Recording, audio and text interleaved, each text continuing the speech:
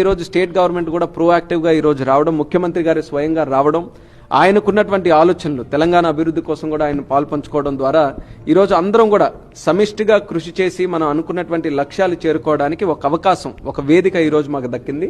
ఆయన రిక్వెస్ట్ చేసింది వరంగల్లో అక్కడ ఉన్నటువంటి సైట్, ఎందుకనంటే ఎయిర్పోర్ట్ తాలూకు ల్యాండ్ కొంత ఉంది, కానీ అదనంగా కొంత ల్యాండ్ కూడా దానికి కావాల్సి వచ్చింది. సో మేము రిక్వెస్ట్ చేసాం ఒక 253 ఏకర్స్ కావాలని.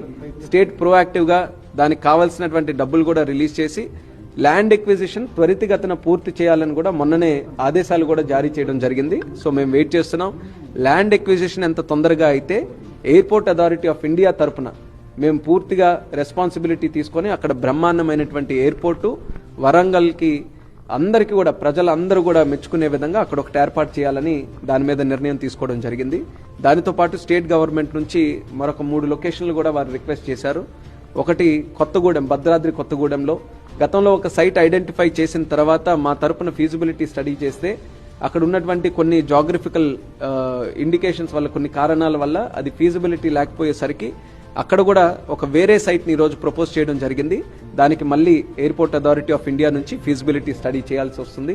అది కూడా రానున్న 1-2 నెలల్లో అది కూడా మేము పూర్తి చేస్తాం. తదుపరి నిర్ణయం ఆ ఫీజిబిలిటీ స్టడీ రిపోర్ట్ మీద తీసుకుంటాం.